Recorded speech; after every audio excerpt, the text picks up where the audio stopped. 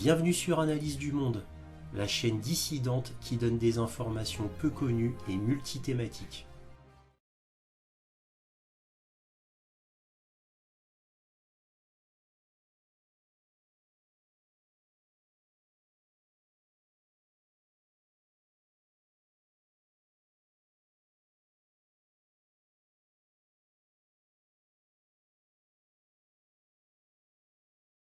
Bonjour à vous, bienvenue sur Analyse du Monde. Si cette vidéo vous plaît, un petit pouce, un abonnement, un commentaire pour me dire ce que vous en avez pensé, ça m'aide à être plus visible sur les plateformes, donc c'est important pour moi, bien sûr. Éventuellement un petit don, lien dans la description, cela m'aide à publier régulièrement. N'oubliez pas de vérifier aussi régulièrement, malheureusement, et c'est nouveau, votre abonnement et de bien cliquer sur la cloche pour ne rien manquer. Merci beaucoup de votre soutien à Analyse du Monde qui s'appelle, comme vous le savez maintenant, Réinformation sur le monde concernant YouTube.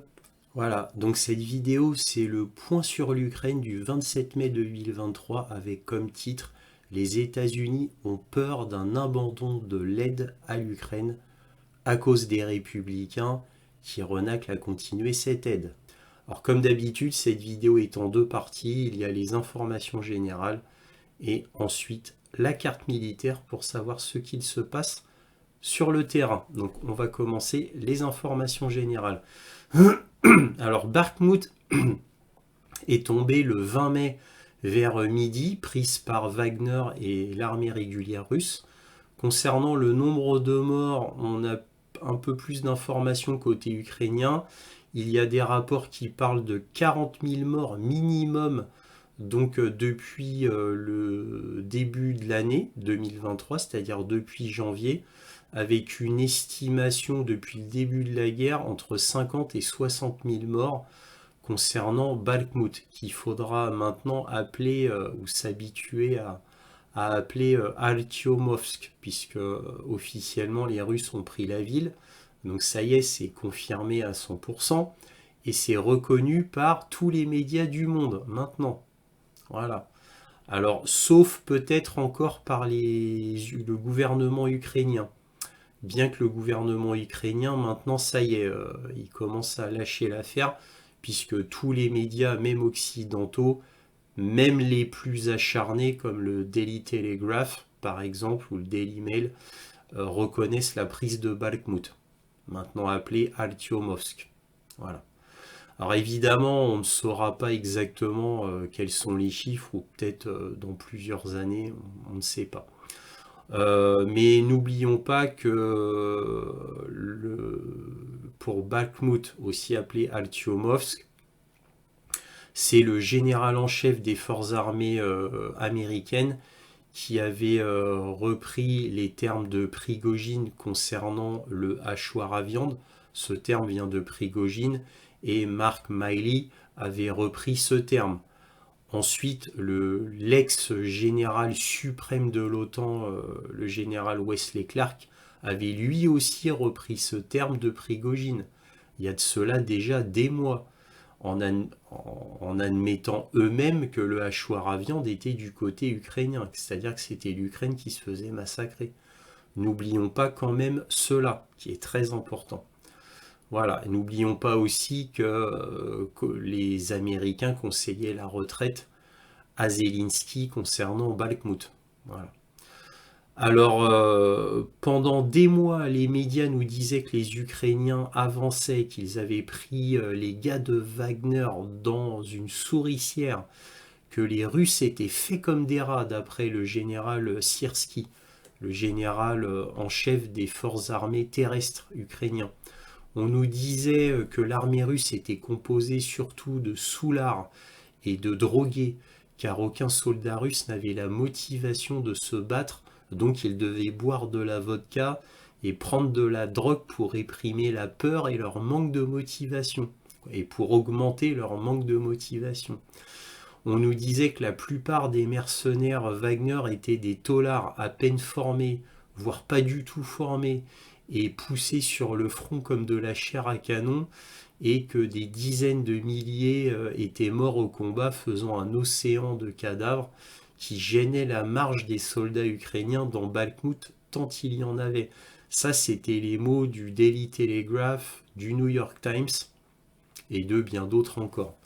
Donc ça, on nous l'a dit un long moment. Enfin, on nous disait que les Ukrainiens avaient déjà gagné la guerre. Des généraux américains le disaient.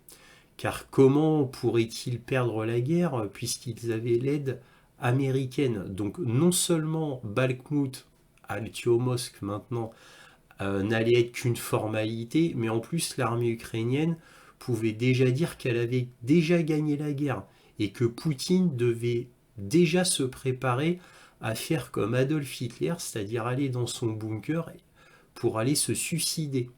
Puisqu'en plus la Russie allait redevenir un pays du tiers-monde à cause des sanctions, donc un effondrement économique absolument fatal pour la Russie.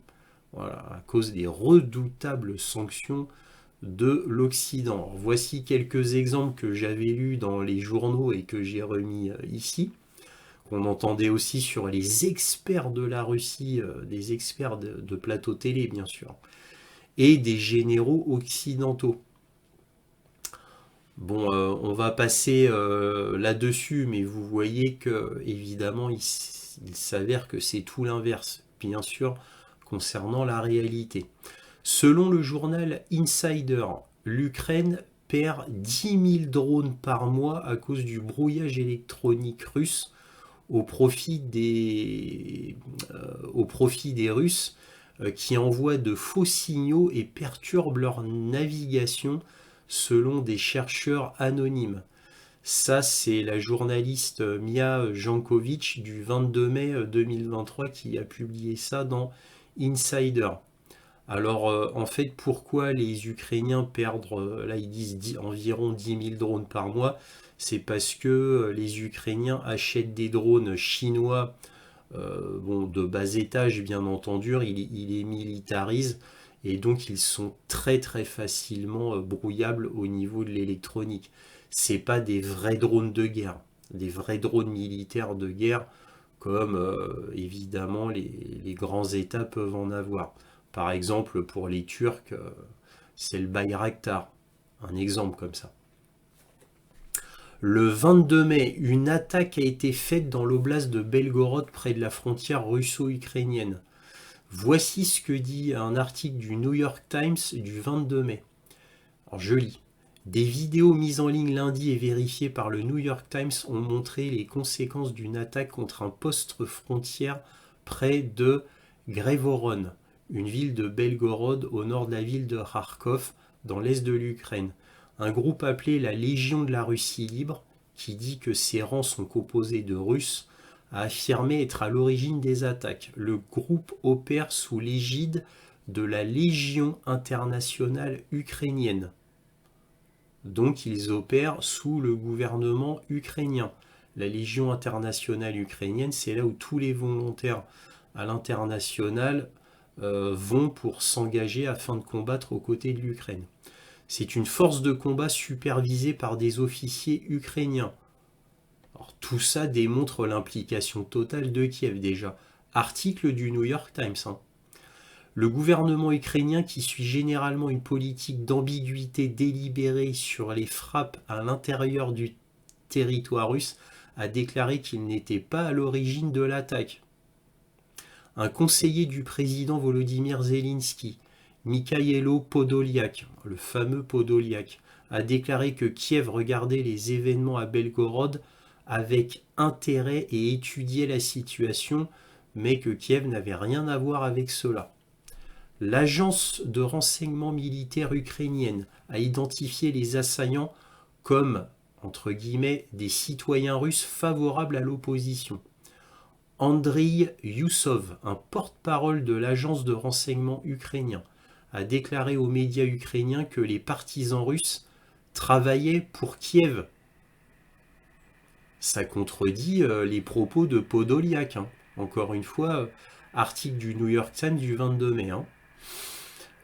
Monsieur Gladkov, le gouverneur régional russe a déclaré qu'un groupe de sabotage ukrainien avait traversé la frontière près de la ville de Belgorod lundi matin et que l'armée russe, le service des frontières et l'agence de renseignement prenaient les mesures nécessaires pour éliminer l'ennemi.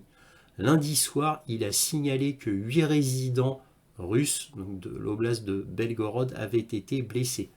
Le 24 mai au soir, le ministère de la Défense russe dit que tous les combattants dits nationalistes ou néo-nazis, qu'ils soient morts ou capturés, ont tous été identifiés comme de vrais Ukrainiens, venant du bataillon Azov et du régiment Kraken, soit les soldats d'élite ukrainiens, et non des Russes comme les médias le disent, principalement les Ukrainiens, ce qui montre une véritable mascarade montée par Kiev. Voilà. Alors là c'est plus New York Times, là c'est moi. J'ai noté. À noter pour ma part que c'était une mission suicide, donc qui fut un désastre, et que je trouve que le commanditaire de cette mission est particulièrement oublieux de la vie des soldats ukrainiens. Mais bon, on a l'habitude avec le gouvernement ukrainien. Donc moi, je qualifie ça de mission suicide. Alors évidemment, tous les Ukrainiens, puisque les Russes disent que ce sont des Ukrainiens, il y en avait plusieurs centaines, eux ils disent qu'ils en ont tué plus de 70. Voilà. Mais évidemment, la majorité a pu retourner en Ukraine, d'après ce que j'ai compris dans les rapports. Alors, pour la énième fois, nous voyons les actions cyniques de Kiev, qui n'agit pas pour obtenir des avancées militaires, mais uniquement pour obtenir des avancées dans la communication, afin de montrer aux autres pays occidentaux qu'il faut qu'on leur donne toujours plus d'argent et d'armes. C'est une offensive de communication et non pas une offensive militaire. Parce qu'évidemment, c'est pas en faisant des actions comme ça qu'ils vont gagner la guerre. Parce qu'en attendant, ça a été un fiasco du côté ukrainien. Le porte-parole du Kremlin, Dmitri Peskov, a déclaré à l'agence de presse russe TASS qu'il s'agissait d'une tentative ukrainienne pour divertir l'attention de la situation à Bakhmout, la ville orientale que les forces russes ont revendiquée ce week-end. Et là, nous avons enfin la vérité, car cette attaque survient 2 jours après la prise de Bakhmout, qu'on appelle maintenant Altiomosk. Bon, voir ma vidéo qui s'appelle Milice néo-nazie pro-Kiev faisant des actes terroristes en Russie, pour en savoir plus. Donc c'est une vidéo très récente, vous pouvez la retrouver facilement. Pour finir sur ce sujet, je tiens à signaler que si les Russes décident de porter officiellement la nouvelle comme quoi des véhicules américains ont été utilisés par l'Ukraine pour attaquer leur territoire, parce que je l'ai démontré dans ma précédente vidéo concernant cette attaque à Belgorod, dont j'en parle en vrai en longueur. Donc ce serait la première fois qu'une telle infraction aux règles de la guerre ait été faite depuis l'ère moderne. Et les Russes pourraient officiellement dire que les États-Unis sont belligérants et donc que la Russie pourrait déclarer la guerre aux États-Unis. Bon, bien sûr, c'est très peu probable. Mais dans ce cas, comment les Russes pourraient négocier quoi que ce soit avec l'Occident qui ne cesse de leur faire des coups bas et de mentir sans vergogne? Car s'il est avéré que évidemment les Humvee sont américains, mais bien sûr qu'un Humvee par définition est américain, ça voudrait dire que c'est un énième coup fourré des États-Unis en relation avec l'Ukraine, bien entendu, car il est fort probable que ça soit les Américains avec les Ukrainiens qui aient fait ce coup-là à Belgorod. C'est une opération qui a duré 2 jours, avec, je vous le rappelle, au final, on sait qu'il y a eu une dizaine de véhicules blindés, dont plusieurs Humvee américains et 3 tanks ukrainiens. Voilà. Donc c'est une opération qui a duré 2 jours. Apparemment, le Kremlin dit qu'ils doivent encore faire du nettoyage parce qu'il resterait encore quelques rescapés euh, de ce qu'avait fait le FSB, les forces armées russes, donc à la frontière russo-ukrainienne. Il resterait quelques rescapés d'après le Kremlin. Donc ils sont en train de finir le nettoyage.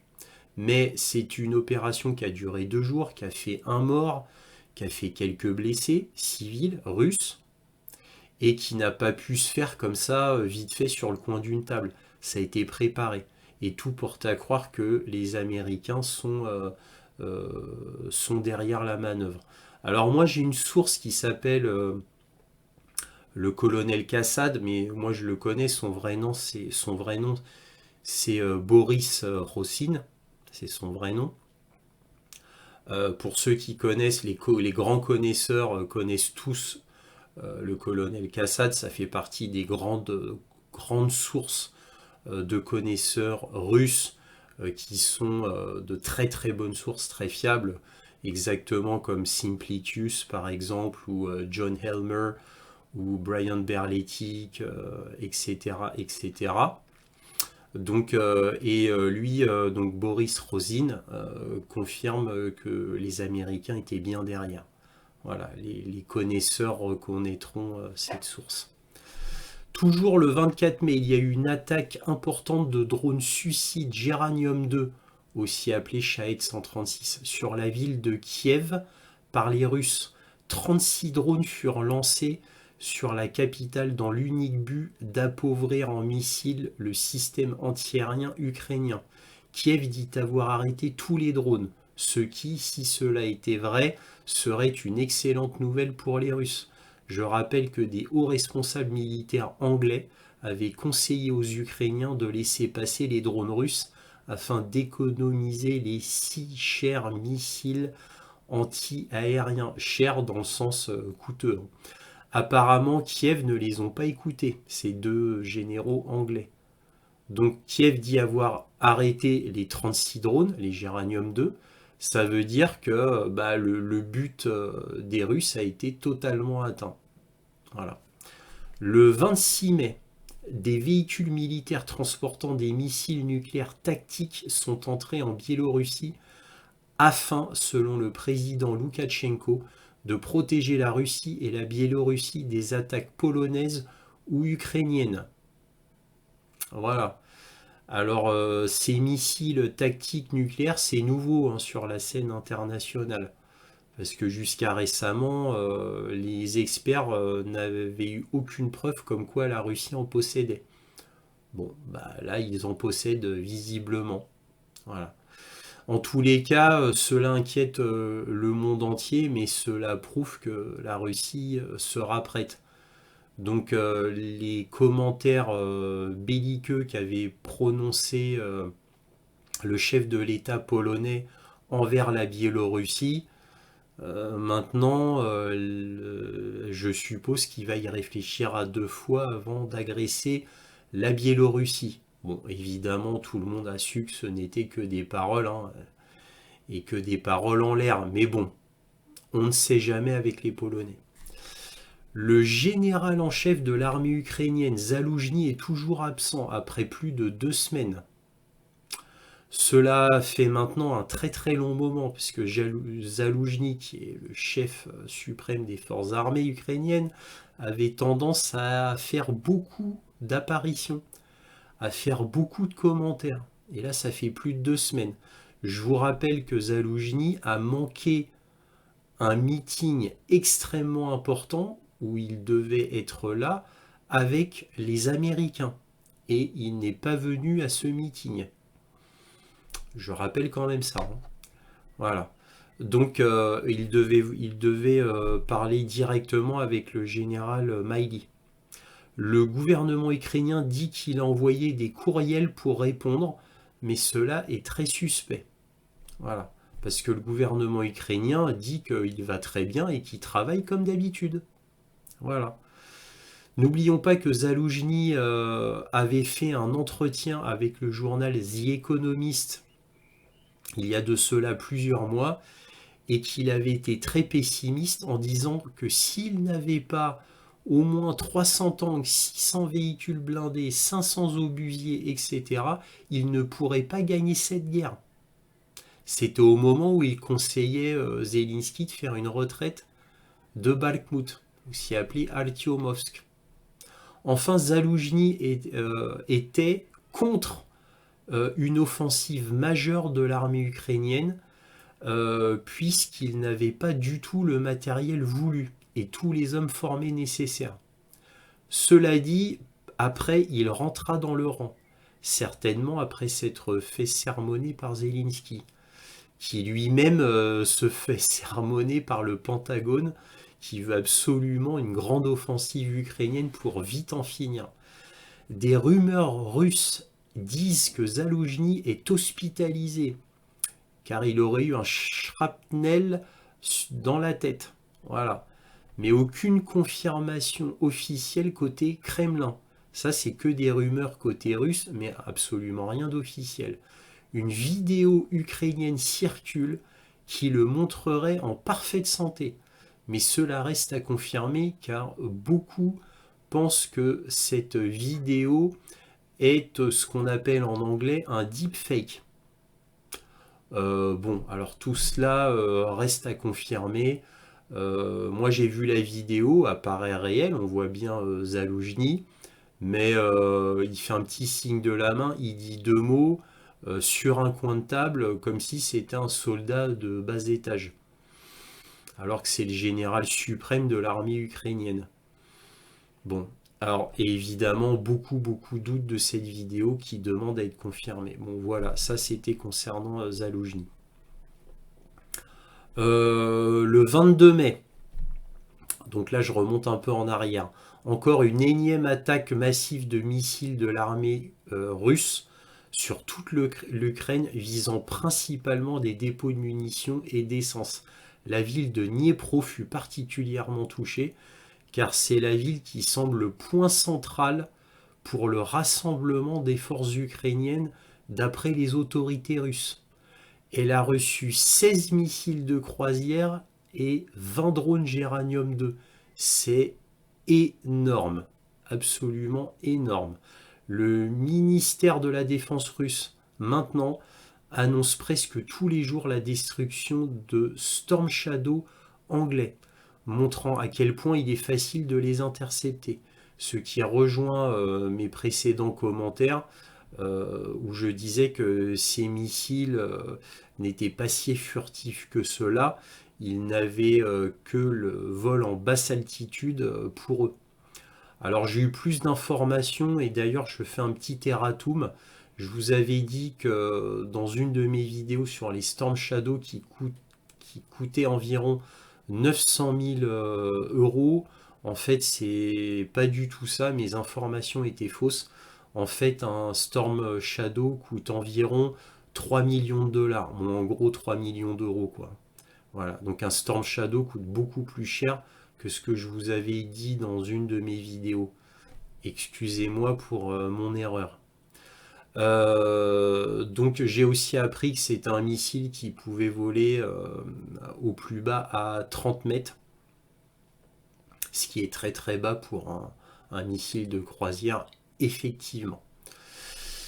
Le 23 mai, 3 drones marins ukrainiens ont attaqué le navire de guerre russe Ivan Kours, qui se trouvait dans le sud de la mer Noire, près du détroit du Bosphore, afin de protéger le pipeline sous-marin Turkish Stream. Donc ce bateau militaire russe Ivan Kours, un gros bateau militaire, avait été là sous l'égide russe mais aussi turque. Donc il a été attaqué par 3 drones marins qui sont plus ou moins identiques aux attaques de drones marins sur Sébastopol il y a quelque temps déjà. Donc ce sont des drones marins de fabrication anglaise, comme d'habitude j'ai envie de vous dire. Les 3 drones ont été interceptés par le navire même suite à des canonnades.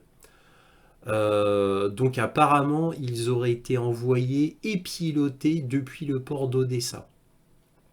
Voilà. Donc ces 3 drones, comme je vous l'ai déjà dit, ont été interceptés et ils n'ont causé aucun dégât. Dans un entretien, Yevgeny Prigojine dévoile publiquement qu'il avait engagé 50 000 prisonniers russes. Bon, connaissant Prigojine qui a tendance à un peu exagérer les choses, hein, et à ne pas se réfréner dans ses propos, 50 000 qu'il ait recruté lui-même, 50 000 prisonniers russes, chiffre à prendre avec des pincettes, hein. Il ajoute que sur ces 50 000 prisonniers russes, 20% sont morts, c'est-à-dire environ 10 000 morts.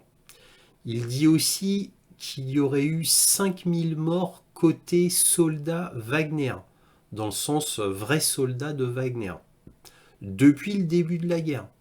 Ce qui est somme toute assez peu et me paraît tout à fait raisonnable.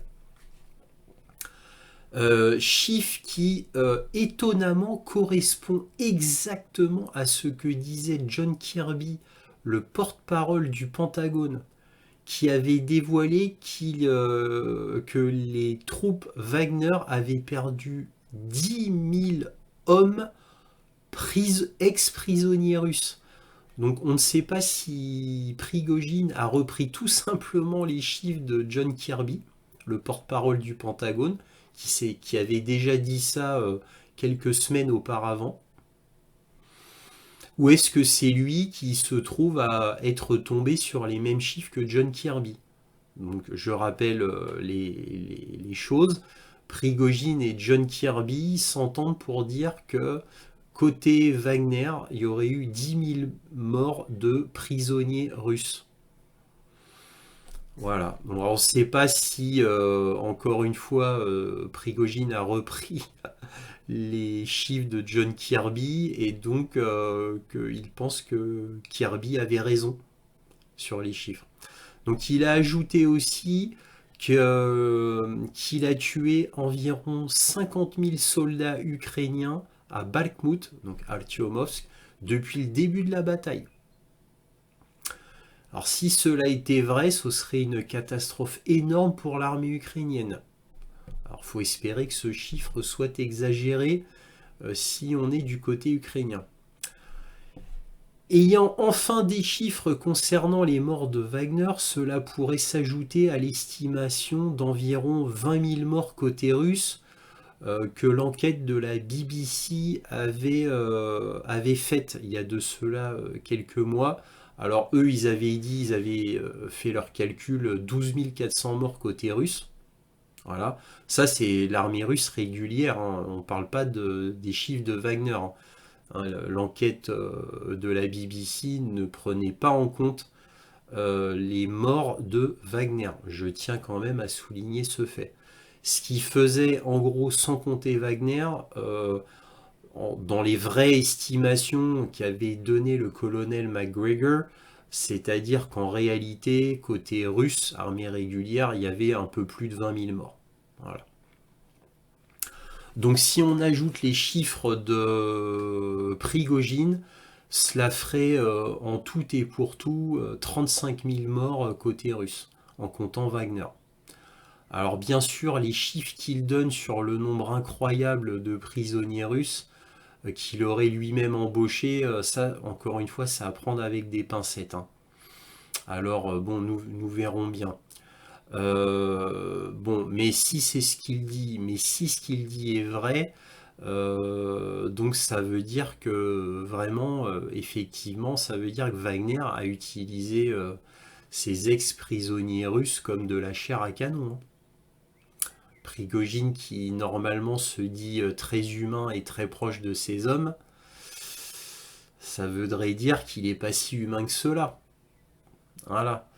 Alors, bien sûr, si on se faisait l'avocat de Prigojine, il avait dit contre Shoigu et Gerasimov qu'il manquait énormément de munitions et que c'était pour cela qu'il y avait eu beaucoup de morts côté Wagner. Vous vous souvenez, il avait même fait une petite vidéo.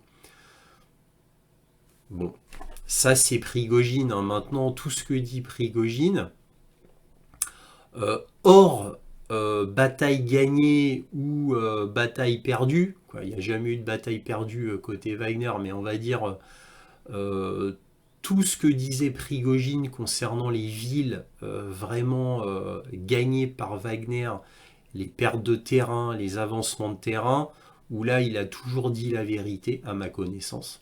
Pour le reste, les propos de Prigojine, il faut les prendre avec des pincettes. Il n'a jamais menti concernant la prise de ville, combien de mètres prenaient ses forces, etc. À ma connaissance, il n'a jamais menti.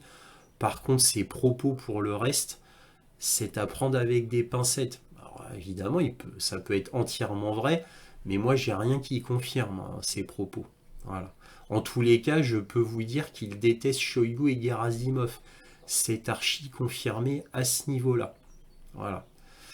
Alors les dernières nouvelles concernant la fameuse attaque qu'il y avait eu à Bryansk, dans l'oblast de Bryansk, donc à la frontière russo-ukrainienne. Vous vous souvenez, je vous en avais parlé dans un précédent point sur l'Ukraine, où je vous avais dit qu'un Sukhoi 24, un Sukhoi 34 ainsi que deux hélicoptères Mi-8 russes avaient été détruits.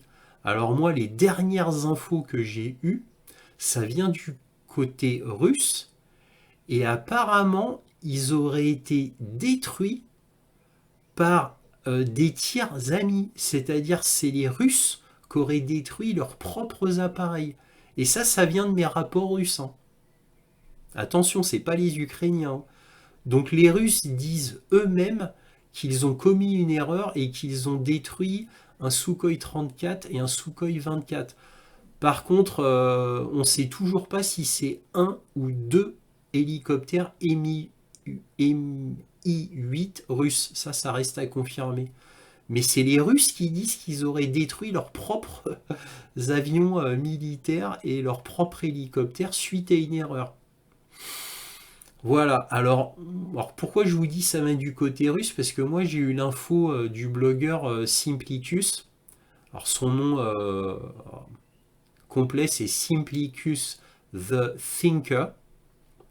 Voilà, c'est une de mes sources que j'utilise souvent parce qu'il est excellent, extrêmement fiable. Ça fait quasiment, ouais, ça fait maintenant, je dirais, près de 9 mois que je le suis.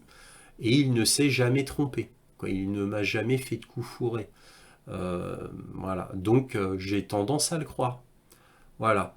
Alors si vous voulez voir Simplicus the Thinker, il est sur Substack, hein, pour ceux qui veulent le chercher sur Internet. Voilà, c'est lui qui dit ça, mais comme il n'a jamais menti, il m'a jamais donné de mauvaises informations, je vous redonne cette information. Donc là, c'est les Russes eux-mêmes qui disent qu'ils ont abattu leur propre matériel par erreur. Hein. Ce qui prouve qu'à la frontière russo-ukrainienne, les Russes sont très nerveux, très fébriles. Ils ont la gâchette facile. Joe Biden au G7, en entretien avec Zelensky, a annoncé que les pertes russes sur Bakhmut étaient de 100 000 morts. Voilà, 100 000 morts, juste sur Bakhmut, hein, Artyomovsk, hein, uniquement sur cette ville. Bon, évidemment, c'est des chiffres complètement absurdes et grotesques, mais bon, voilà. Donc, ce qui diminue, si c'était encore possible, la crédibilité et la réputation des États-Unis. Hein. Il a ajouté qu'il connaissait la date exacte de la grande offensive ukrainienne et que Kiev avait déjà tout l'équipement nécessaire pour faire cette offensive. Bon, alors ça c'est Joe Biden qui a dit ça lors du G7 avec Zelensky. Alors bon, c'est comme les 100 000 morts côté russe à Bakhmut, c'est des annonces complètement farfelues, bien évidemment. Mais bon, c'est Joe Biden, hein. On a l'habitude. Mais bon, ça montre une énième preuve que les États-Unis veulent vraiment faire cette grande offensive. Ils y tiennent absolument. Ils poussent l'Ukraine. Hein. Voilà. Mais cela annonce donc une probable offensive en juin et effectivement tout montre que ce serait dans l'oblast de Zaporozhye. Bon, nous verrons bien. Tout ça, c'est peut-être une grande mascarade, hein, un grand enfumage. Mais bon, Alors, aussi, l'attaque de drones qu'il y a eu au Kremlin, deux drones même, il y a eu deux drones qui ont explosé au-dessus du Kremlin. Enfin, maintenant, on sait que ce sont les Ukrainiens qui ont fait ça. Dixit le New York Times avec des sources américaines. Alors on apprend aussi que le drone qui avait atterri en forêt lors d'une réunion où Poutine était à environ 10 km de là était tombé le drone, et bien en fait c'était réellement une tentative d'assassinat sur Poutine de Kiev. Et on apprend aussi dernièrement que l'adjoint du GUR, donc la direction du renseignement ukrainien, donc cet adjoint a dit officiellement que Poutine était en tête de liste des gens à abattre. Voilà. Donc le service du renseignement ukrainien dit publiquement que Poutine et même ses adjoints d'ailleurs sont des cibles à abattre, qu'ils essaieront de l'abattre. Donc tout cela montre que l'Ukraine est réellement un État terroriste. Donc ils ont décidé de se tourner vers le terrorisme. D'ailleurs c'est ce qu'ils font de mieux, hein, puisqu'ils sont incapables de se battre comme une vraie armée. Donc ils se battent comme ils le peuvent. Et là où ils excellent le mieux, c'est les attentats terroristes, hein. N'oublions pas le pont de Kerch. N'oublions pas le meurtre odieux de Daria Dugina. N'oublions pas le meurtre du blogueur là, dans un grand café en Russie, etc. Donc ils se tournent complètement vers le terrorisme pour se battre, hein. Et puis dernièrement, bien sûr, évidemment, les attaques terroristes avec 3 tanks et une dizaine de véhicules blindés dans l'oblast de Belgorod, bien sûr. Donc tout cela montre que bon bah ils essayent absolument tout là. C'est un peu des actes désespérés, j'ai envie de vous dire, hein, ce qui montre que sur le terrain, au niveau de l'armée en Ukraine, ben, ils ont tellement de mal qu'ils se tournent vers ce choix-là. Nous verrons bien. Bon, c'est leur choix, hein. C'est leur choix. Mais si la Russie se sent menacée par des actes de terrorisme, l'Ukraine pourrait être déclarée État terroriste, et là, les règles de la guerre ne s'appliqueront plus dans ces cas-là.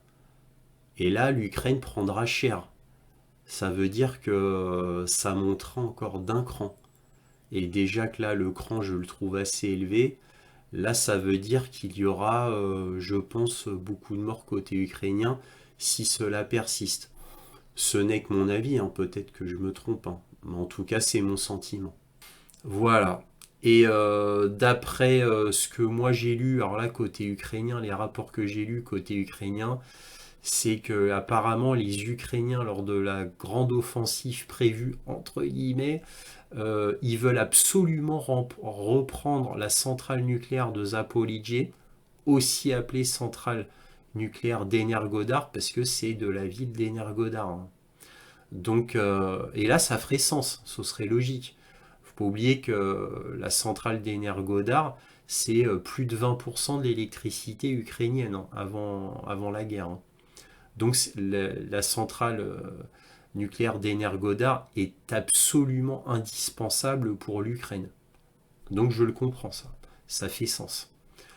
Joe Biden est maintenant d'accord pour livrer des F-16 américains à l'Ukraine, alors que précédemment il voulait que seuls les F-16 européens soient donnés à l'Ukraine, et non pas des F-16 venant des États-Unis. Donc petit changement d'histoire. Alors, qu'est-ce que je viens d'apprendre? Je l'ai appris aujourd'hui. J'ai appris que aucun pays européen, officiellement, pour l'instant, ne voulait donner de F-16. Alors, paraît-il que cela fâche le gouvernement américain, que pour l'instant, officiellement, il n'y a aucun pays européen qui ne veut donner de F-16. Voilà. Ah, ils veulent bien les former, hein, mais voilà, ils veulent pas pour l'instant donner de F-16. Bah oui, cela m'étonne pas vu le prix d'un F-16 dernière génération avec les dernières mises à jour, c'est quand même très coûteux comme appareil. Donc on va pas le gaspiller comme ça. Alors peut-être qu'ils attendent voilà, que la grande offensive se fasse, qu'ils attendent de voir où on va aller. Est-ce que les Russes vont écraser la contre-offensive? Est-ce que les Ukrainiens vont faire une bonne contre-offensive? Ils attendent peut-être. Nous verrons bien. En tous les cas, j'ai appris que les Américains, s'ils donnaient des F-16 réellement, ce ne serait pas avant 4 mois d'après le Pentagone. Pas avant 4 mois. Donc de toute manière, la livraison de F-16 se fera après cette fameuse grande offensive. Obligatoirement.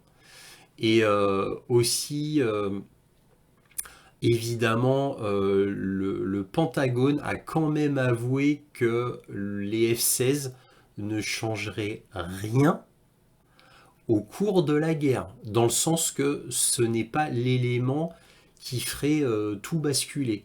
Là, le Pentagone vient de l'avouer, ce qui est quand même un gros truc. Donc ça, c'est bien, c'est bien. Et moi, j'attends de voir cette livraison de F-16. Parce que déjà, il y a bien eu des livraisons de tanks occidentaux, effectivement, mais beaucoup n'étaient pas opérationnels. Voilà. Et la chaîne logistique pour les tanks occidentaux n'est toujours pas réalisée. Il y a toujours des pièces manquantes. La Pologne hurle toujours auprès de l'Allemagne pour avoir des pièces de rechange, des tanks Léopard 2. Donc en gros, l'Allemagne manque de pièces de rechange, la Pologne n'en a plus, elle a déjà tout donné à l'Ukraine, la Pologne hurle, il n'y a aucune chaîne logistique qui a été faite pour les tanks, au moment où je vous parle, le 26 mai. Voilà, voilà. Ça, c'est les dernières nouvelles qui viennent côté occidentaux, hein. C'est pas du tout caché, ça, hein. Voilà. Alors, des F-16. Alors déjà, il y a la formation des pilotes, bien évidemment. Si, en plus, il y a un dilemme de côté occidentaux, parce que s'ils mettent vite, vite, vite des pilotes ukrainiens à peine formés dans des F-16, bah, ça veut dire que les F-16, il y a de fortes chances qu'ils se fassent facilement détruire. Parce qu'on va mettre des bleus dans des F-16, des gens inexpérimentés, complètement nuls, et on va les mettre dans des F-16 pour aller au casse-pipe. Parce que ça revient à ça au final, hein. À moins qu'il y ait tricherie et qu'on mette des pilotes américains très expérimentés dans les F-16 et que ce soit eux qui aillent au casse-pipe. Mais, oseront-ils les Américains? Parce que s'ils font cela et que c'est découvert, eh bien là, les Russes seraient obligés, et là je dis bien obligés, de déclarer la guerre aux États-Unis. Parce que là, ce serait beaucoup trop gros. Parce que si les Russes ne déclaraient pas la guerre aux États-Unis, ça serait un aveu de faiblesse énorme. Est-ce que Poutine serait prêt à rabaisser sa fierté et son orgueil? Quoi, l'orgueil de la Russie, pas le sien, parce que là, il passerait vraiment pour quelqu'un de faible. Donc c'est pour ça que les Américains hésitent tellement à envoyer des F-16. C'est pour ça aussi, hein.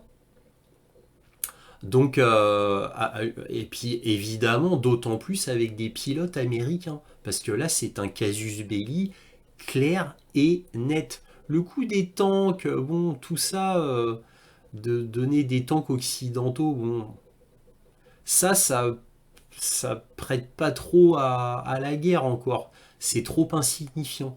C'est comme les Humvee à Belgorod. C'est pas ça qui va déclencher une guerre avec les États-Unis. Non, ils vont pas déclarer la guerre aux États-Unis pour des Humvee. Par contre, je suppose qu'ils vont en parler à l'ONU. Ça me semble le minimum. Maintenant, des pilotes américains dans des F-16, non, là on atteint un stade ultime où la Russie ne pourrait pas reculer. Dans le sens, ça serait obligé de déclarer la guerre. Bon, d'un autre côté, ce n'est que mon avis, hein. Peut-être que Vladimir Poutine, si cela arrivait, il dirait, ben non, ça vaut toujours pas le coup. Mais je sais pas, tout va dépendre de cette fameuse grande offensive. Parce que si la grande offensive échoue complètement, évidemment, cela rebat totalement les cartes. Alors pour info, comme je vous l'avais dit dans mon précédent point sur l'Ukraine, je vous rappelle que les Russes, eux, attendent cette grande offensive avec grande impatience. Eux, ils veulent cette grande offensive. C'est leur stratagème. Hein, je vous le rappelle, Sourovikine veut cela. Ça a été dit, quoi, je l'ai vu dans des rapports Telegram. Ça venait pas du Kremlin, certes, ça venait de blogueurs russes, mais de blogueurs russes militaires, c'est-à-dire qu'ils savent exactement ce qui se passe sur le terrain, et eux, ils y sont depuis des années, hein, depuis 2015. Donc j'ai toute confiance en eux. Et eux, ils disaient que c'est ce que les Russes veulent en fait. Ils attendent cette contre-offensive pour pouvoir la décimer facilement. Parce que évidemment, quand on est en défense, on est en position bien plus confortable que si on est en attaque, bien sûr. Nous verrons bien. Donc là maintenant, on va passer à quelques petits articles que je vais vous lire et qui sont très intéressants. On va commencer par un article du New York Times qui dit « Les Ukrainiens étaient probablement derrière l'attaque de drones du Kremlin selon des responsables américains. Les agences d'espionnage américaines ne savent pas exactement qui a perpétré l'attaque ce mois-ci, mais suggèrent qu'elle faisait partie d'une série d'opérations secrètes orchestrées par les services de sécurité ukrainiens. Bien sûr que c'est l'Ukraine qui est derrière, c'est le SBU. Bien évidemment, orchestré par les services de sécurité ukrainiens, c'est le SBU. Hein. Donc oui, les 2 drones qui ont été envoyés sur le Kremlin, c'était pour tester la sécurité du Kremlin. C'est-à-dire que si les drones n'avaient pas été abattus, ce n'est que mon hypothèse, ils auraient envoyé peut-être un vrai missile ou un très gros drone sur le Kremlin pour éventuellement tuer Poutine. Ce n'est que mon hypothèse. Mais en tous les cas, c'est ce que disent maintenant les médias. Voilà. Et maintenant, les médias le disent parce que le New York Times l'a dit. Voilà. Et le New York Times, c'est la branche d'information de la CIA, en gros du gouvernement américain. Voilà. Donc, et c'est pareil, n'oubliez pas le drone qui s'était écrasé dans une forêt près d'une grande réunion où il y avait Vladimir Poutine. C'était une attaque ukrainienne pour essayer de tuer Vladimir Poutine. Donc ils ont été au courant de cette grande réunion et le drone s'était écrasé dans une forêt à environ 10 km de là où s'était tenue la réunion. Souvenez-vous de cela. Enfin, voilà. Donc maintenant, l'Occident admet que, voilà, que c'est bien l'Ukraine derrière tout cela. Exactement comme les milices, les 2 milices néo-nazis qui ont été dans l'oblast de Belgorod pour essayer de prendre 1 ou 2 villages. Bon, voilà, il y a eu des tergiversations. Maintenant, les médias, je dis bien les médias, admettent que ça a bien été envoyé par Kiev. Autre exemple, le New York Times. Que signifie le succès de la Russie à Bakhmout pour la guerre en Ukraine? Moscou a déclaré la victoire dans son long et sanglant assaut, mais une capture complète de la ville en ruine pourrait ne pas aider les forces russes à avancer plus profondément dans la région du Donbass. Donc vous voyez, là, ils admettent, tout comme ils ont admis que c'était bien Kiev qui était derrière l'attaque de drone, petit à petit, ils admettent maintenant que Bakhmout, qu'on doit appeler maintenant Artyomovsk, a bien été prise par la Russie, parce qu'il y a quelques jours, les grands médias ne l'admettaient pas encore. N'oubliez pas, les Russes sont tombés dans une souricière. Les Russes sont faits comme des rats à Bakhmout. Ah, il reste encore des forces armées ukrainiennes sur les flancs. Maintenant, ils admettent que tout cela est fini. Ils admettent que la Russie a bien été victorieuse totalement à Bakhmout-Artyomovsk en russe. Bakhmout c'est en ukrainien, Artyomovsk c'est en russe. Donc vous voyez, là, ils admettent enfin, mais comme Mariupol, comme Soledar, etc., comme toutes les villes, ils mettent du temps à l'accepter. Mais Bakhmout, ça fait vraiment mal, parce que ça fait 9 mois de combat à Bakhmout, Ça a été fait comme un symbole, ça a été pris comme un symbole par Zelensky. Donc le fait que Zelensky ait tout fait que ça soit un symbole de l'Ukraine, Zelensky, n'oubliez pas, avait dit si Bakhmut tombe, c'est l'Ukraine qui tombe, hein. Ne l'oublions pas. Donc il y a, ça y est, les journaux, les médias commencent à admettre tout, absolument tout. Yahoo News de Insider, hein, les échecs en Ukraine n'ont pas laissé de fissures dans l'emprise de Poutine. Alors c'est la traduction Google. Effectivement c'est des fissures, mais en gros n'ont pas laissé de faiblesse dans l'emprise de Poutine sur le pouvoir, a déclaré le chef des espions allemands, avertissant que la Russie a ce dont elle a besoin pour mener une guerre. Et oui, le chef des espions allemands, Bruno Kahl, a déclaré qu'il n'y avait pas de fissure dans le système de Poutine malgré les échecs de la Russie en Ukraine. J'adore malgré les échecs de la Russie en Ukraine. De quels échecs il parle? Je suppose que c'était quand les Ukrainiens ont fait des grosses avancées sur Kharkov et sur Kherson. Je suppose qu'il parle de cela, qui n'étaient pas des échecs russes d'ailleurs, mais bon. Il faut bien qu'ils disent quand même quelque chose qui compense. Le Kremlin a déployé des efforts extraordinaires pour étouffer l'opposition à la guerre en Ukraine. Kahl, donc le chef des services secrets allemands, Kahl avertit que la Russie est toujours capable de mener une guerre à long terme en Ukraine. Donc vous voyez que l'agence secrète russe, c'est-à-dire la BND, hein, puisque la BND a toujours été sur Bakhmut, je vous avais dit dans le précédent point sur l'Ukraine que la BND avait été à Bakhmut, ensuite elle avait été retournée en Allemagne pour dire à Olaf Scholz, dit à Zelensky qu'il fasse une retraite de Bakhmut, parce que Bakhmut va se faire prendre par les Russes, étant donné que les forces armées ukrainiennes se font massacrer. Donc le BND, il y a des mois, avait dit ça à Olaf Scholz. Donc là, le BND dit, écoutez, Poutine est capable de mener une longue guerre. Elle a tout ce qu'il faut pour mener une longue guerre. Vous voyez? Donc ça, c'est Insider qui a été repris par Yahoo News. Voilà. Donc voilà ce qu'on peut dire au niveau des informations médiatiques aux dernières nouvelles sur le fait que il y a une inquiétude, assez forte inquiétude des médias quant au fait que l'Ukraine puisse tenir encore longtemps. Voilà, je voulais souligner ce fait. Alors, il faut aussi revenir sur l'utilisation de matériel militaire américain par les 2 milices pro-ukrainiennes qui sont parties d'Ukraine pour aller dans l'oblast de Belgorod avec une dizaine de véhicules blindés et 3 tanks ukrainiens. Je voulais revenir sur ce point-là parce que j'ai fait une vidéo entière là-dessus. Mais je voulais y revenir parce qu'il y a eu des petites nouvelles. Alors, quelles ont été ces nouvelles? C'est que ces 2 milices-là, eh bien, ont effectivement pris du matériel américain, ont effectivement pris des Humvee, et cela a été reconnu par les médias occidentaux.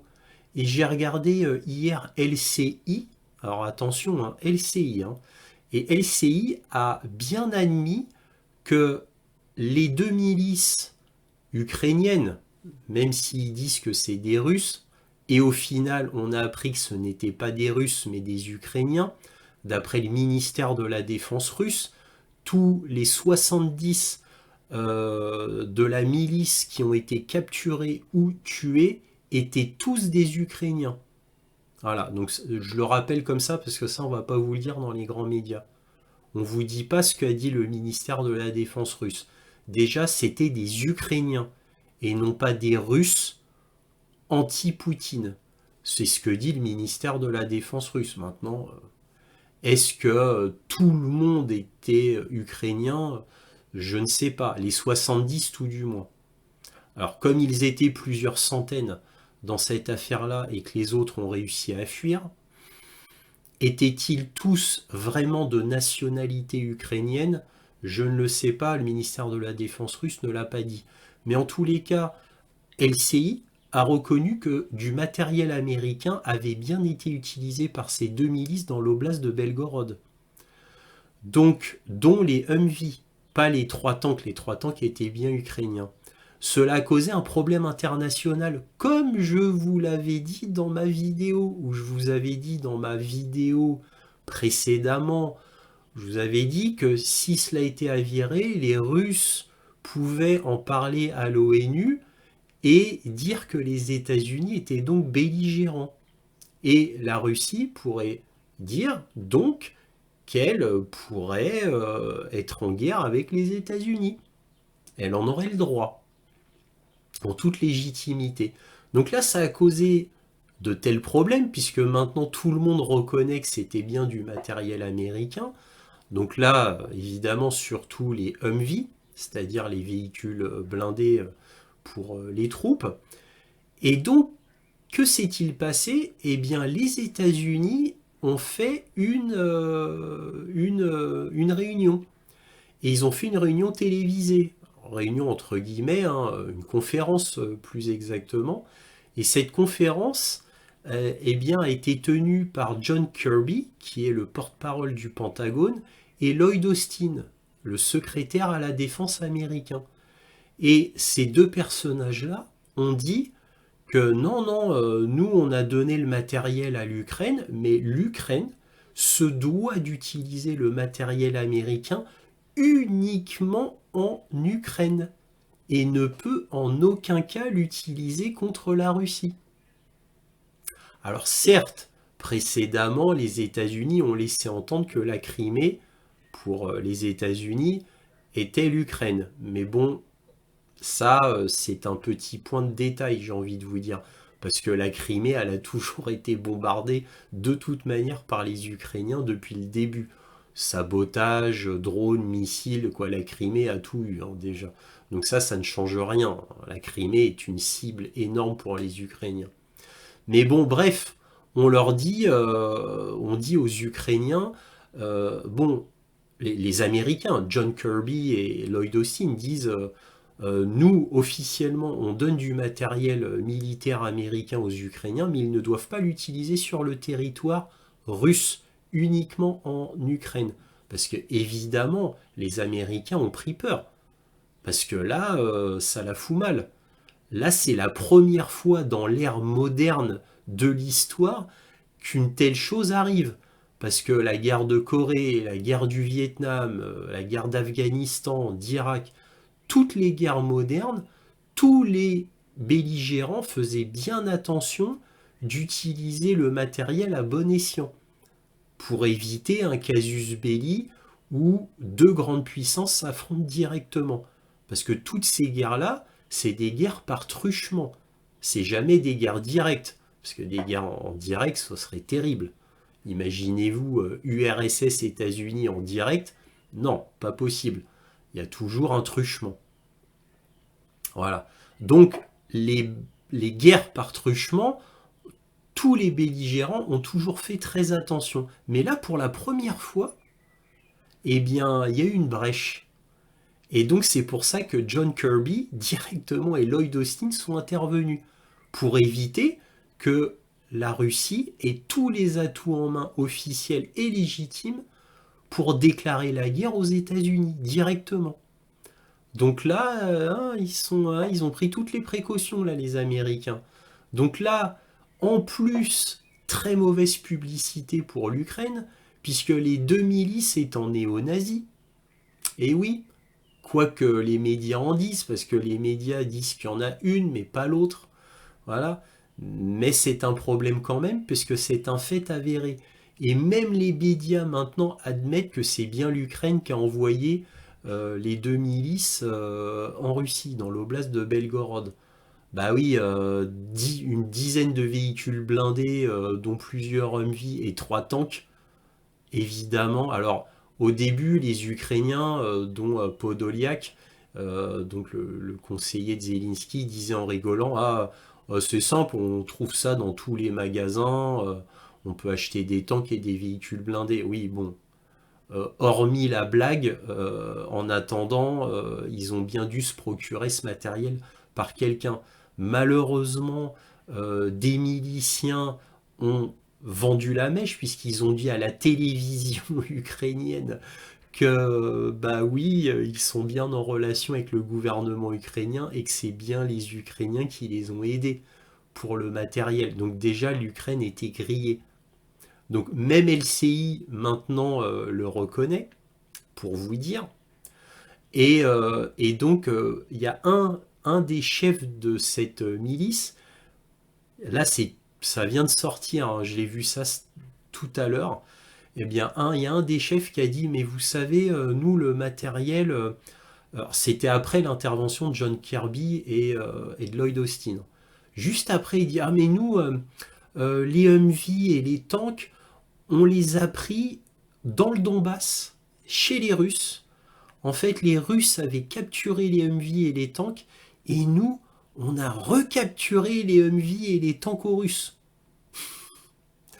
Qui va croire ce récit complètement loufoque?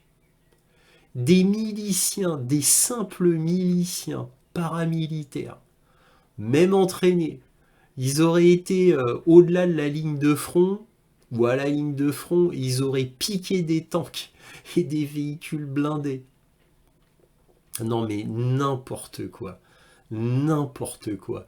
Surtout que du Donbass à Belgorod, bah, à un moment donné, faut bien faire le plein des tanks, hein. Parce que je crois pas que comme par hasard, les réservoirs d'essence étaient à 100% comme par hasard. Bon bref, c'est complètement loufoque, hein, bien évidemment. Personne n'y croit. Même sur LCI, ils ont interviewé un général qui est chauve, je sais plus lequel, qui a dit oui, bon, on sait que c'est l'Ukraine qui les a envoyés. Même lui l'a reconnu, pour vous dire. Bon, bref, c'est pour vous dire que cette histoire n'est pas une histoire mineure et qu'il fallait en parler et le souligner. Parce que comme je le disais précédemment, au début de la vidéo, tout ça pouvait être un casus belli absolument terrible. Et comme il y a eu Bakhmout qui a été prise par les Russes, c'est un symbole très fort, un signe très fort à l'international pour dire que ça se passe très mal pour les Ukrainiens, malgré toute la mascarade médiatique qui nous disait que les Ukrainiens tenaient Bakhmout, qu'ils allaient vaincre les Russes à Bakhmout, que les Russes étaient pris comme des rats dans une souricière. Voilà, malgré que les médias disent ça, bah voilà, maintenant on sait que les médias mentent, mais bon, pour nous, c'est pas une vraie surprise. Voilà, donc c'était à fait un souligner tellement important que John Kirby, le porte-parole du Pentagone, et Lloyd Austin, l'équivalent du ministre de la Défense, ont dû intervenir médiatiquement à l'international pour vous dire que ce n'est pas une petite affaire. Voilà, j'ai insisté lourdement sur ce fait-là à cause de ça, à cause de leur intervention. Bon voilà, allez, j'arrête là. Maintenant, on va passer à la conclusion. Alors la conclusion, on a les F-16, donc le dernier maillon de la communication américaine pour montrer la résolution de l'Occident qui est inébranlable, mais ça n'est que cela. Les F-16, c'est juste pour montrer la résolution de l'Occident, mais c'est tout. Militairement, ça ne fera strictement rien. Ça ne changera absolument rien à la guerre. Et d'ailleurs, même les médias le reconnaissent. Les médias disent, bon, ça va aider, mais ça ne changera pas la guerre. C'est comme les tanks. Les tanks vont aider, mais ça ne changera rien. Voilà, c'est pas que ça ne changera rien, je m'exprime mal. C'est que ce n'est pas l'élément qui va faire que l'Ukraine va gagner la guerre. Ni les tanks, ni les F-16. C'est pas l'élément miracle qui va tout changer. C'est ça que je voulais dire. Hein. Donc même les médias le reconnaissent. Donc ils admettent que ça ne change pas le cours de la guerre, ça ne fait qu'aider. Voilà. Donc en gros, les F-16, c'est comme les tanks, c'est juste pour montrer aux Russes que l'Occident est résolu à aider l'Ukraine. Maintenant, dire à aider l'Ukraine jusqu'au bout, ça c'est ce que dit Joe Biden, voilà. C'est ce que dit Emmanuel Macron, Olaf Scholz, Rishi Sunak. Mais bon, on sait très bien la vérité, hein, ce n'est que de la communication. Alors, concernant les Storm Shadow, qui, pareil, c'est comme les tanks et les F-16, hein, ce n'est fait que pour aider les Ukrainiens. C'est pas un élément qui va changer le cours de la guerre. Alors, qu'a-t-on appris sur les Storm Shadow? On a appris que, bah, bien sûr, ce sont de très bons missiles de croisière, mais ils sont lents. Alors, on a appris, alors ça, c'est les experts qui le disent. Alors, j'ai vu ça sur un site américain.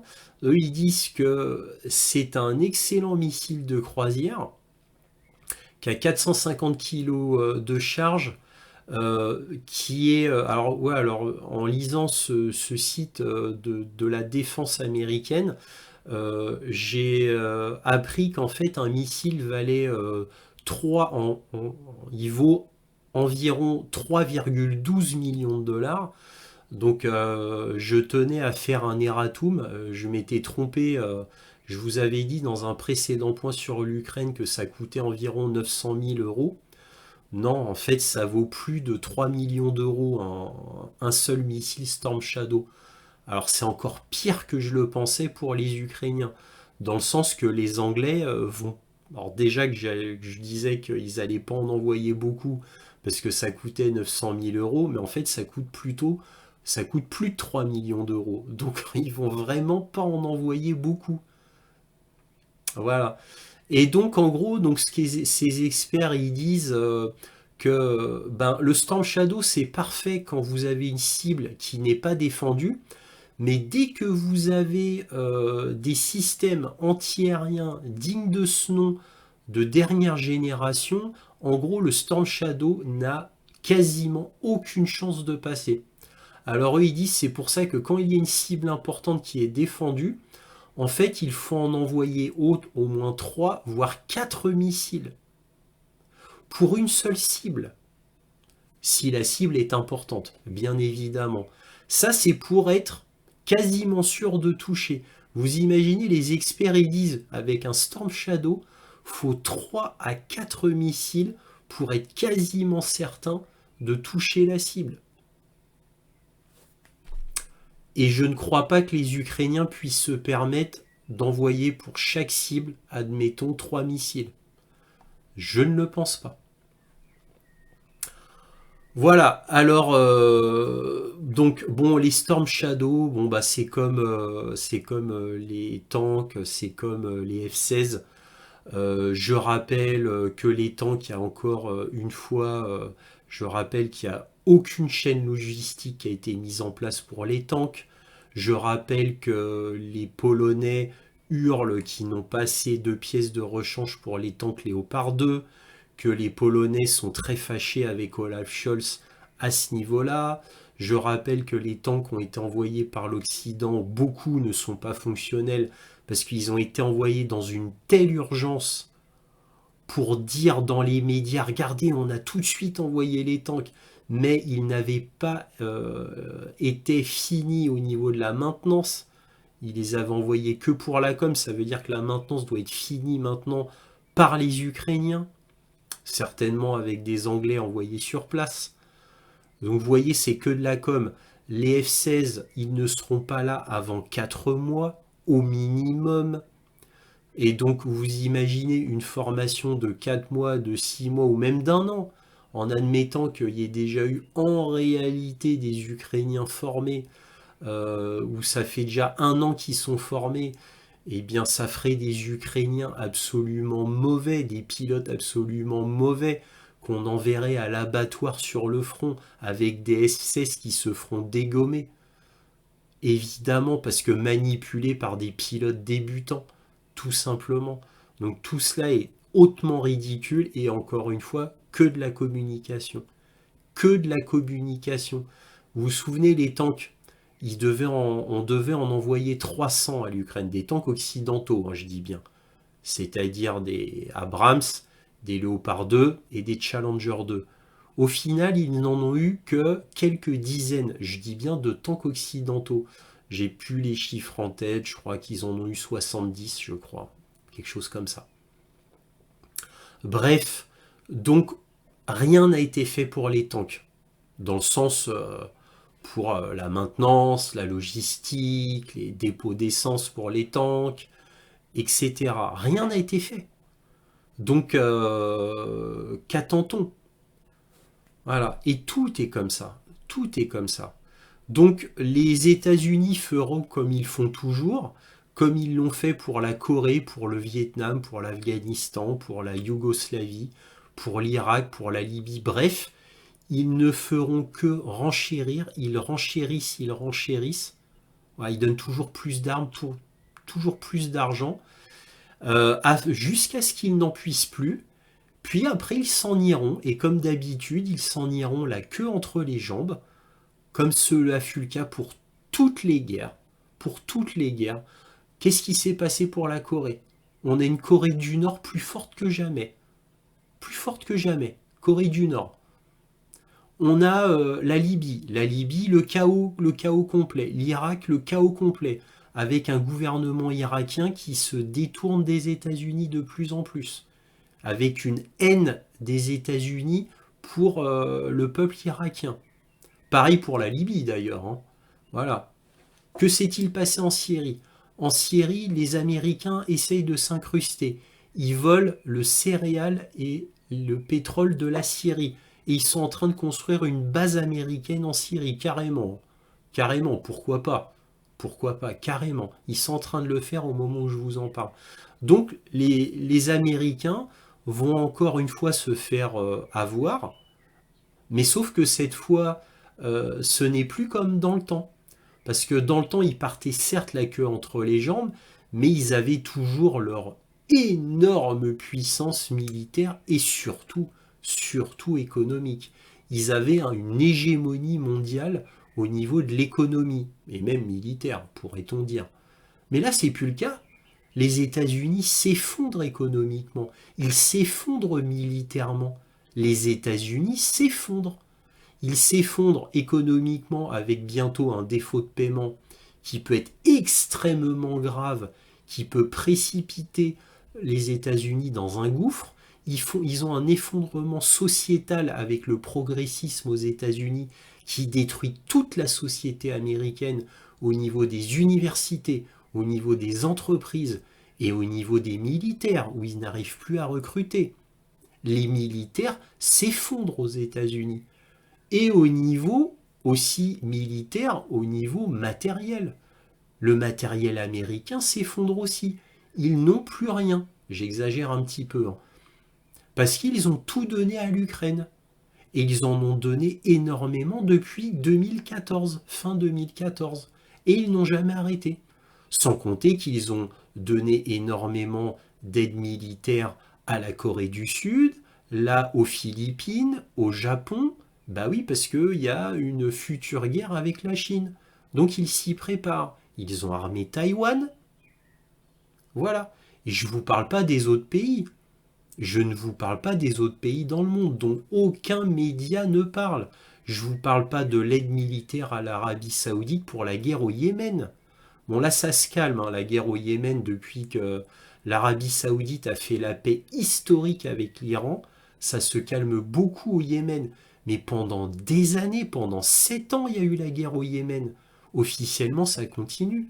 Et les États-Unis n'ont pas arrêté d'armer l'Arabie Saoudite à ce moment-là. Voilà, ça on n'en parle pas, ça. Donc là, ce n'est plus comme avant. Les États-Unis ne peuvent pas partir, bon certes perdantes, mais toujours avec une énorme puissance économique et militaire. C'est plus le cas. Les États-Unis s'effondrent. Là, peut-être que c'est le coup fatal. Parce que les États-Unis, en plus, veulent la guerre à la Russie et à la Chine en même temps, au moment même où elles s'effondrent. À tous les niveaux. À tous les niveaux, comme je viens de vous le dire. Donc là, les États-Unis, à mon avis, ils risquent très gros. Parce que là, en plus, aux États-Unis, il y a ce fameux défaut de paiement dont les Américains sont divisés en deux. Il y a les démocrates qui veulent relever le plafond de la dette. Les républicains ne veulent pas. Et les républicains, eux, veulent arrêter l'aide, en gros, en majorité, veulent arrêter l'aide à l'Ukraine. C'est pour ça que les démocrates ont demandé à l'Angleterre, qui est complètement comme des démocrates aussi, ils ont demandé à Rishi Sunak qu'ils envoient Boris Johnson aux États-Unis. Donc Boris Johnson a pris son jet privé pour aller rapidement au Texas. Il était au Texas pour supplier les républicains de toujours aider l'Ukraine en armement et en financement. Vous voyez que l'Angleterre a envoyé Boris Johnson pour ça, tellement ils sont mal, tellement l'Occident est mal. Parce que les républicains sont de plus en plus forts aux États-Unis. Eux, n'ont jamais voulu, quoi. Ils ont toujours rechigné à donner de l'aide à l'Ukraine. Et là, ils sont vraiment en mode on va tout arrêter pour l'Ukraine. Donc l'Angleterre a envoyé Boris Johnson en urgence pour supplier les républicains de toujours donner de l'aide à l'Ukraine. Vous voyez où on en est? Ça vous rappelle pas Boris Johnson, toujours lui, le belliciste en chef, qui avait pris son jet privé le 9 avril pour supplier, pas pour supplier, pour ordonner à Zelensky de surtout pas négocier avec la Russie. Parce que Zelensky allait négocier avec la Russie le 9 avril 2022. Boris Johnson prend son jet privé en urgence, va en Kiev pour dire à Zelensky surtout tu négocies pas avec la Russie, surtout pas, t'inquiète pas, avec tout l'Occident derrière toi, tu ne peux pas perdre la guerre. Voilà ce que lui a promis Boris Johnson à Zelensky pour qu'il ne négocie pas. Voilà. Maintenant, Zelensky, c'est trop tard, il ne peut plus reculer, il a été trop loin. Donc, par deux fois, l'Occident a empêché les négociations avec la Russie. Le 26 février 2022, où là, c'était directement le gouvernement américain qui a appelé Zelensky pour dire ne négocie pas, nous on est là, tu ne peux pas perdre la guerre, puisqu'on va faire les sanctions à la Russie va s'effondrer, plus il y a nous derrière au niveau armement, tu ne peux pas perdre. 9 avril, on lui remet les mêmes couverts, on lui sert le même discours. Deux fois Zelensky cède. Avait-il le choix? Non. En tous les cas, voilà ce qui s'est passé.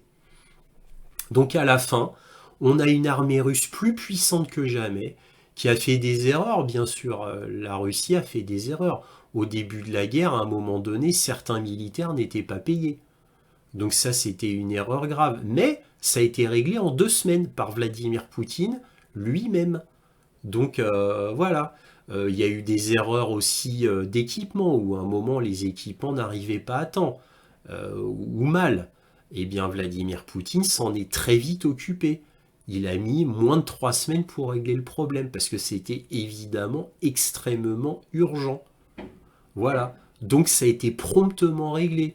Alors maintenant, les erreurs stratégiques russes, si on faisait le point, attention, l'échec de Kharkov et de Kherson n'est pas un échec. C'est un retrait stratégique. Et ça leur a permis de faire d'un massacre au niveau des Ukrainiens. Donc voilà, les avancées ukrainiennes, non, non, non, il n'y a eu aucune avancée. C'était des avancées, en fait, fausses. C'était des fausses avancées, puisque là, maintenant, à ces moments-là, sur Kharkov et sur Kherson, les Ukrainiens se sont fait détruire. Donc ça, c'était un stratagème de Soulovikine, qui fut absolument une réussite pour l'armée russe.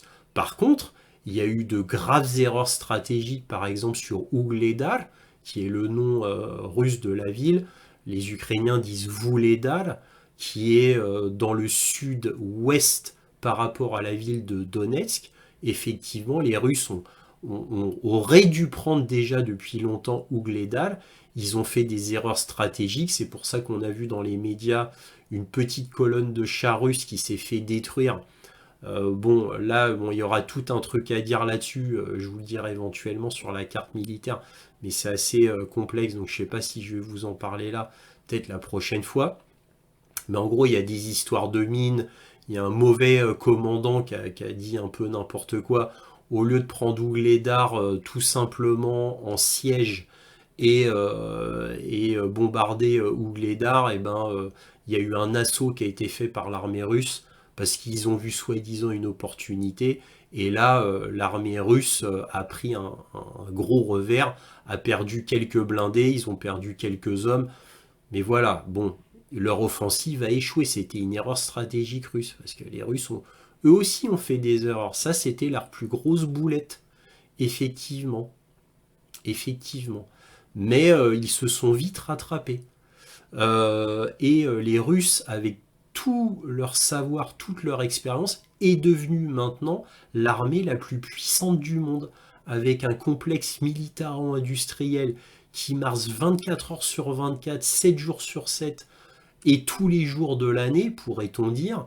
Cela marche à fond, avec environ 100 missiles fabriqués par mois au minimum. Au minimum, certains experts disent qu'ils arrivent à en fabriquer 150 par mois.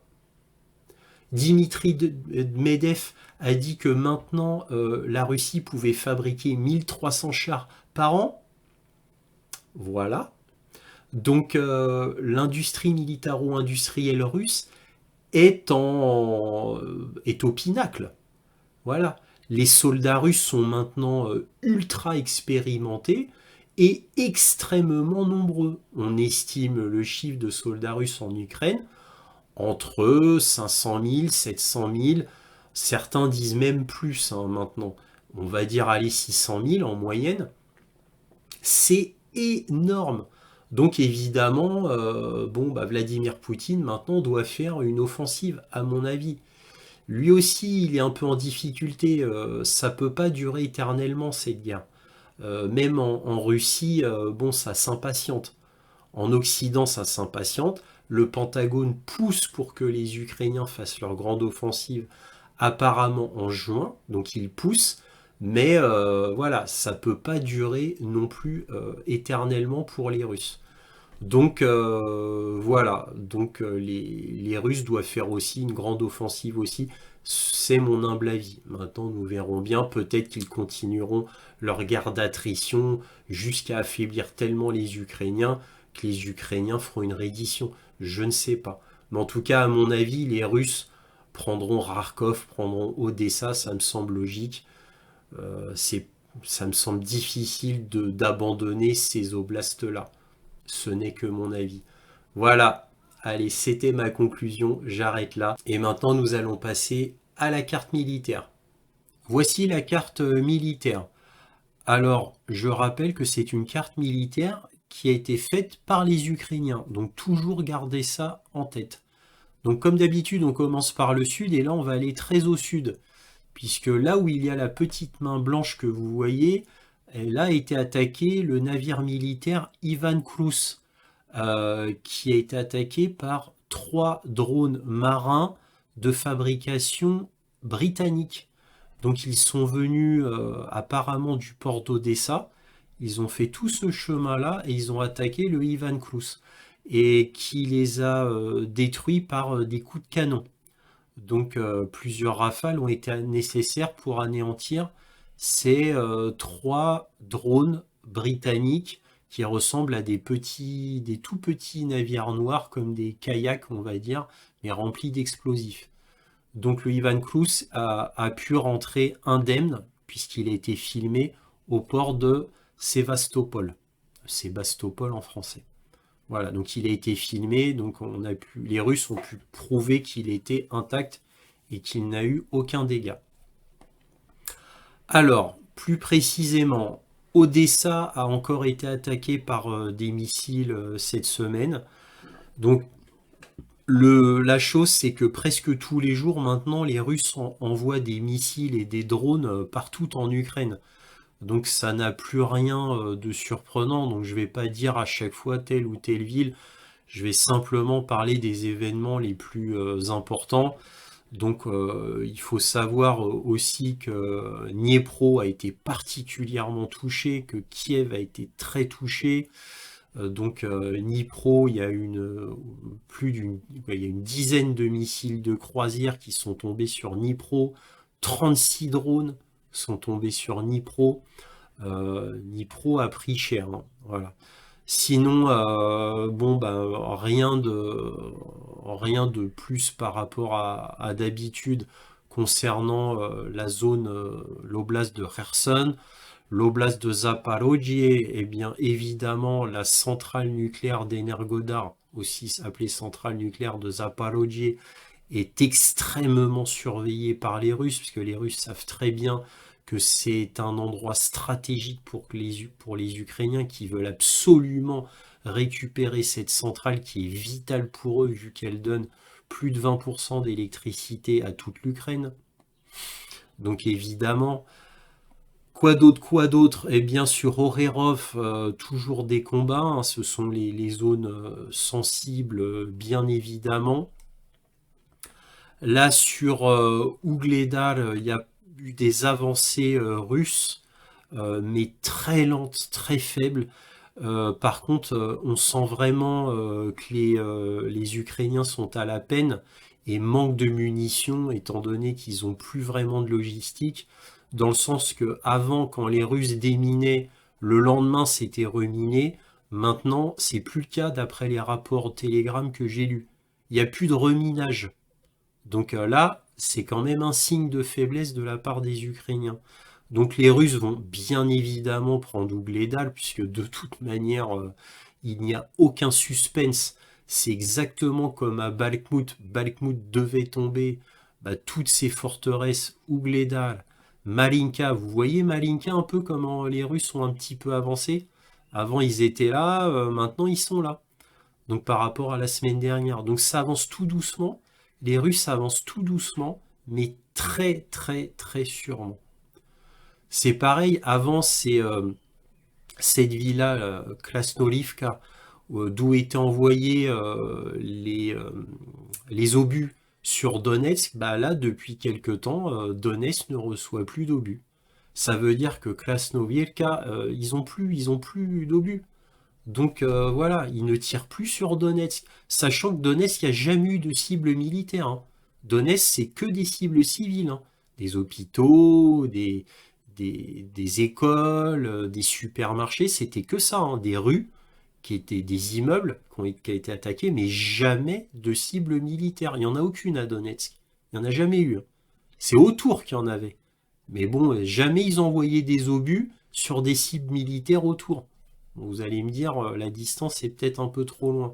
Mais voilà, c'était juste du pur terrorisme, hein. Alors, on a évidemment l'autre forteresse majeure qui, pour moi, est plus énorme que Bakhmout, c'est Avdiivka. Avdiivka. Alors là, vous voyez, la carte par rapport à la semaine dernière, elle n'a strictement pas changé. Alors qu'en fait, c'est faux. C'est sur Avdiivka que les Russes sont le plus avancés. Avdiivka, c'est pas du tout exact.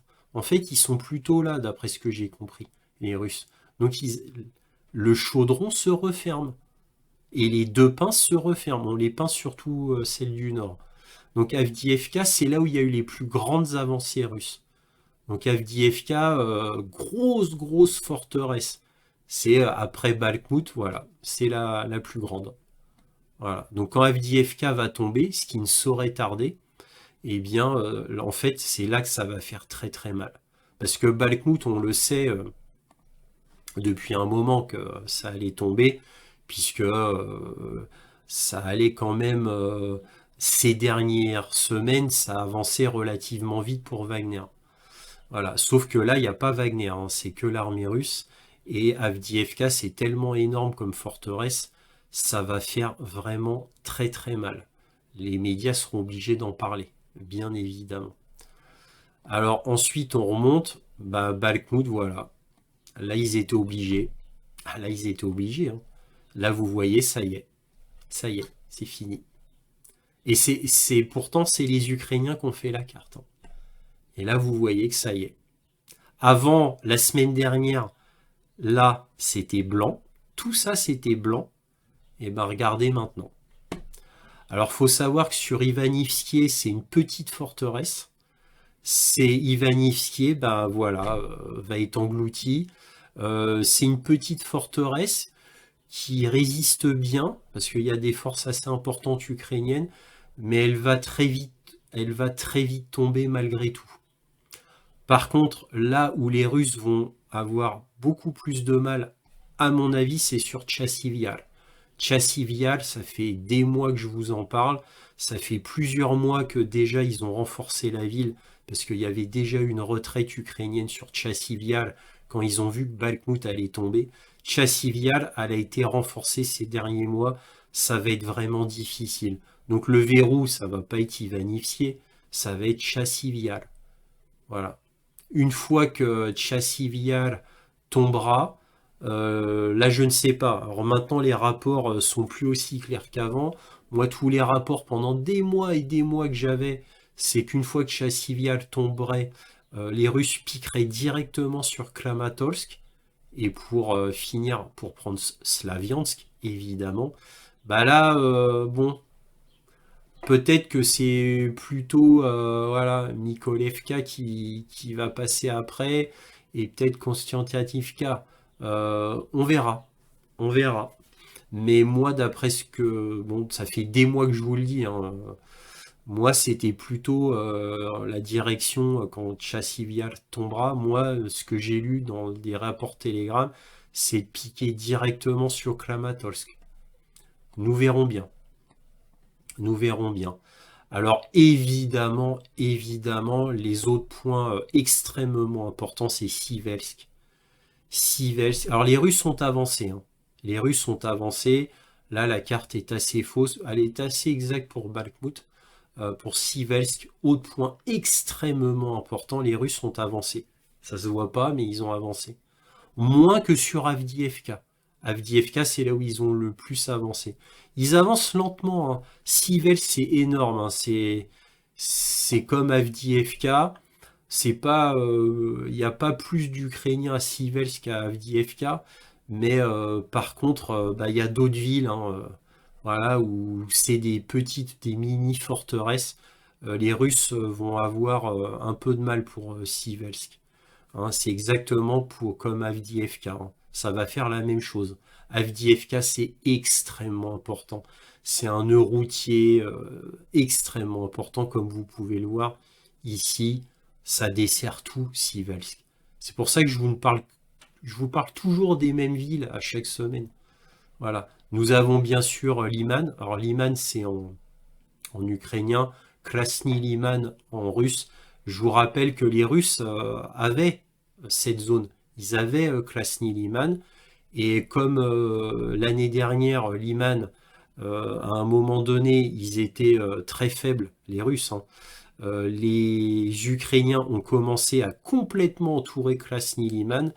Et c'est pour ça que Soulovikine avait ordonné un retrait des forces russes de Krasny Liman afin de n'avoir aucune perte. Et ils n'ont eu aucune perte, ou quasiment aucune perte. Ils ont fait une retraite en urgence afin de ne pas tomber dans un encerclement. Là maintenant, bah, Liman, Krasny Liman va être évidemment, c'est un des buts des Russes. Ils vont reprendre Krasny Liman, ils veulent reprendre Krasny Liman, qui est une ville importante parce que, bah, regardez, ça alimente Slaviansk hein, quand même. Donc ils veulent reprendre ça. Et enfin, le dernier point important pour les Russes et aussi les Ukrainiens, c'est bien sûr Kupiansk. Alors je me répète, hein, je sais, je radote, hein, je vous dis toujours les mêmes endroits chaque semaine. Bah oui, bah c'est les endroits là où il y a les plus gros assauts, bien évidemment. Là, la carte est toujours aussi fausse, hein, parce que certes, les Russes apparemment sont à moins d'1 kilomètre de Kupiansk, donc ça c'est faux. Mais ils ont du mal à avancer. Ils n'arrivent pas à pénétrer Kupiansk. Kupiansk vraiment. Bon, vous allez me dire Kupiansk, vraiment, là, il y a beaucoup d'Ukrainiens, ils peuvent facilement renforcer Kupiansk, certes. Donc les Russes avancent lentement, mais plutôt à la périphérie, hein. Plutôt ici et ici, là où il y a moins de forces ukrainiennes. Mais alors, prendre Kupiansk, ils ont vraiment du mal. Ils avancent quasiment pas ici, ils avancent plutôt sur les côtés. Beaucoup, beaucoup de mal. Voilà, voilà ce qu'on pouvait dire au niveau de la carte militaire concernant l'Ukraine. Voilà, c'est fini. Pardonnez-moi pour la longueur de cette vidéo qui a été exceptionnellement longue, mais parce que la semaine a été tellement riche en événements. Donc voilà, j'ai été un peu long, pardonnez-moi pour cela, pour ceux qui m'ont suivi jusqu'au bout, les courageux qui m'ont suivi jusqu'au bout, bravo à vous, et merci beaucoup de m'avoir suivi jusque-là. En tous les cas, si cette vidéo vous a plu, un petit pouce, un abonnement, un commentaire, cela m'aide à être plus visible, c'est important pour moi.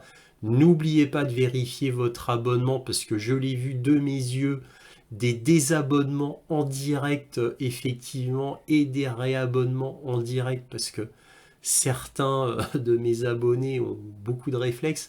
Donc je l'ai vu en direct, hein, des désabonnements comme ça instantané. Donc vérifiez votre abonnement, n'oubliez pas de cliquer sur la cloche et bien évidemment, éventuellement un petit don, lien dans la description. Merci beaucoup de votre soutien à Analyse du Monde et à Réinformation sur le Monde. Merci encore à tous, aux généreux donateurs et toujours, soyez curieux.